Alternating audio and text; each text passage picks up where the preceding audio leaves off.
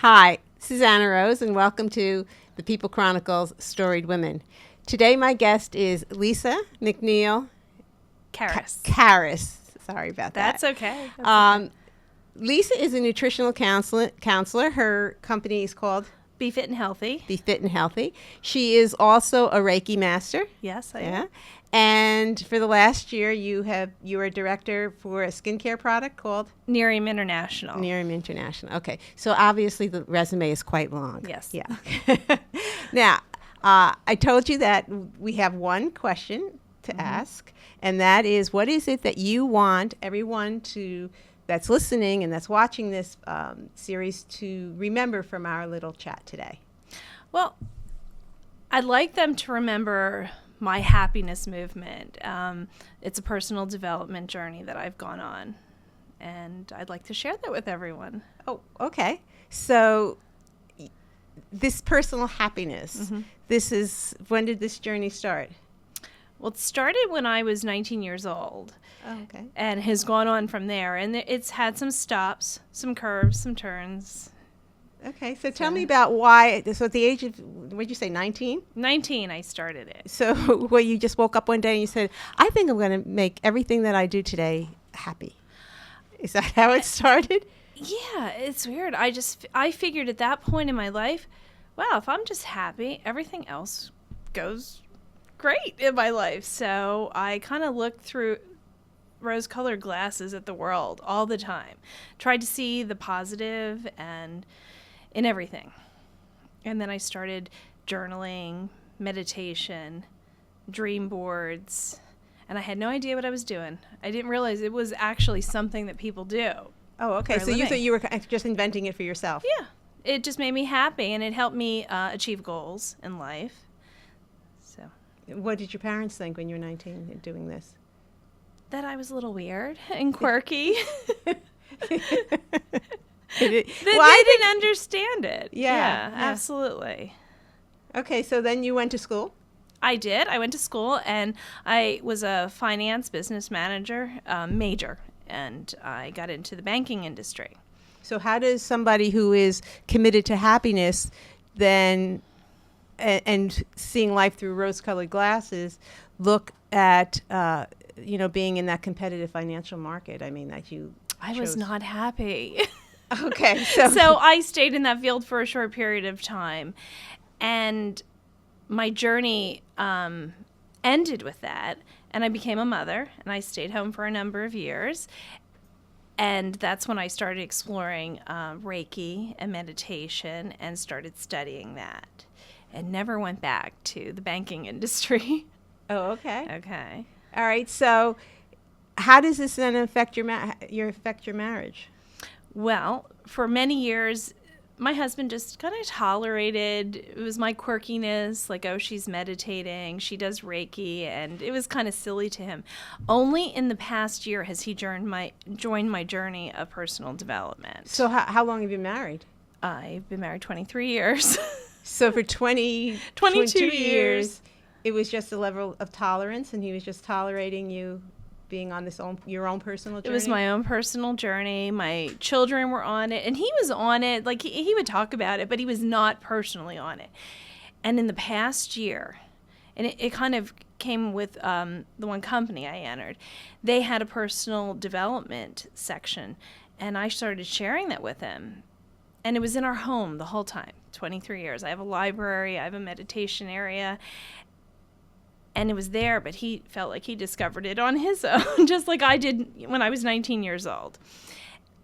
And he's almost surpassing me. It's amazing. So I love watching other people's journeys also. So does this journey have an end? No. It's like exciting. It's like the never-ending journey. So tell me, okay, all right, so we're on this journey of personal development, of constant personal development, constantly trying to make yourself happy. Yes.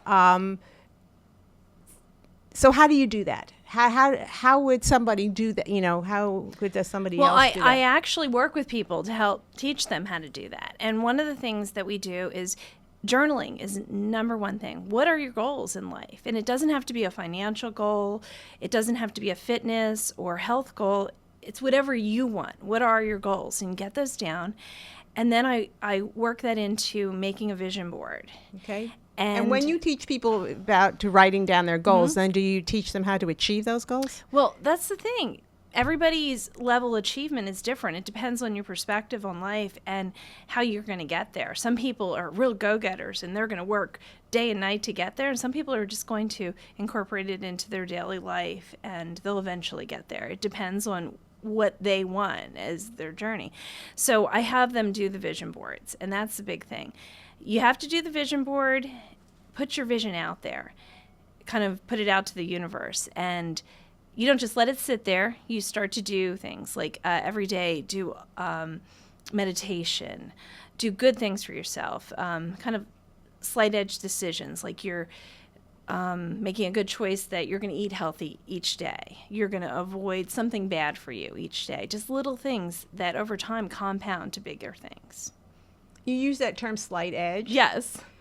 I heard you use that before when it came to some type of outreach that you're doing in the community. I am. I'm doing part of a program called Success for Teens, and they work on the basis of the slight edge technology, and that is there's a book that was written a number of years ago by Jeff Olson, and he's the CEO of a company I work with, but this is completely separate, and it's called the slight edge, and it just teaches you to do very small acts every single day. Now, slight edge could be good or bad. If you make bad decisions each day, even small bad decisions, say you eat poorly or you smoke or you do something that's unhealthy for you, after a day it's not going to affect you, but after 100 days it's going to affect you. So now we have the program for teens, and I became a facilitator. So in April I'm going to be facilitating a big program. Great, for that's them great. in the community. And that's also, I would imagine, is the giving back. Yes. Is part of the living happy. Absolutely. Yeah. You got to pay it forward. Definitely. All right. So what would you say? What would you recommend then that someone do to buy into this so-called happiness movement that you're on? Well, I think part of it is doing something for others. You have to help someone else in your community or in your life to help yourself. You feel better. And I know sometimes people are like, well, you're always giving. But no, you actually receive. You receive that back. Yeah. So doing something to help someone else. There you go. That's an easy thing to do. It's easy. Yeah. It's so simple. Yeah. And I think the more you practice it, the easier it gets. It's one of those things that are. Right. Yeah. Absolutely. If I can mention something, Sure. On March 20th is International Day of Happiness, where everybody in the world can do something for someone else to make them happy. And it will be celebrated through the UN. Really? March 20th, yes. So do you know what you're doing? I mean, have you been sleeping on this and say, I'm going to come up with a whole list Well, of things? last year I did a happiness wall at Body Zone, and where people we put the word out that they can go do something happy to make somebody else happy, and then they put their what they've done on the wall. Did the wall fill up? Yeah, the wall filled up. Oh, that's exciting. Yeah, That's absolutely. Exciting. You, one of the things is that you tend to just your appearance and your smile is that you exude this happiness. I mean, I think that one of the things is happy people. You can see that they attract people. They attract people around them. Right. It's almost like happiness begets happiness. The old expression like misery loves company, but yet Exactly. happiness begets happiness as well. Exactly. And I can see it just kind of. It's uplifting to the face, it's uplifting to the posture, the whole Right. thing. Yeah. You have to make it part of your life, your everyday life. Yeah. So Absolutely. so one of the things was that you mentioned a while ago was that that what other people could do. One of the things that you had told me that you do is you kind of removed yourself from other things, those things that are negative that bring you down. Absolutely. Yeah. I don't watch the news. So sometimes I might not know that it's going to snow or anything. But no, seriously, if I'm watching that there's a war or there's conflict somewhere else in the world, I'm almost putting energy into it. So I remove myself from that and it has helped. And there was one of the things on my husband's personal journey. He removed himself from that. and he's so much happier. He said, I have no idea what's going on. You don't want to be like blinded to everything, but it's nice to remove the negativity from your life. Mm-hmm. And now if there could be some happy news, which would be great, that would be fabulous. Yeah, because there's lots of great things there going on are great around things town. going on in the world. Yeah. And that was part of the program, and Jeff Olson, he has a magazine called Live Happy. Uh-huh. So I will read that because it's all about happiness. And there are other publications out there about happiness. That's great. So there are good things going on. There are a lot of good things going on. You're right. And I think that, having you here today to just really even talk about the word happiness, because I don't think, people don't really even talk about it. Right. It is or it isn't, and it's one of those things, and I think that you have shared with us today that, happiness is a choice. I mean, we make the choice whether or not we're going to smile, whether or not we are going to, help others, we're going to pay it forward, things of that sort. So you've done a great job, and I really appreciate you coming on to the show today, Lisa. Thank you very much. I appreciate it. Thank you. And thank you, everyone. Hi, everyone. My name's Lisa Kahres, and I have had a great day here today at the People Chronicles, and I'd like you to do what I just did. I followed them on Facebook. Be a fan. Thank you. Hi, everyone. This is Annarose, and I really encourage you, especially if you like a good story, to listen to the People Chronicles Storied Women. But there's lots of other great things that are going on with the People Chronicles. You can subscribe to the YouTube channel so you don't miss a thing, and I hope to see you back here for Storied Women.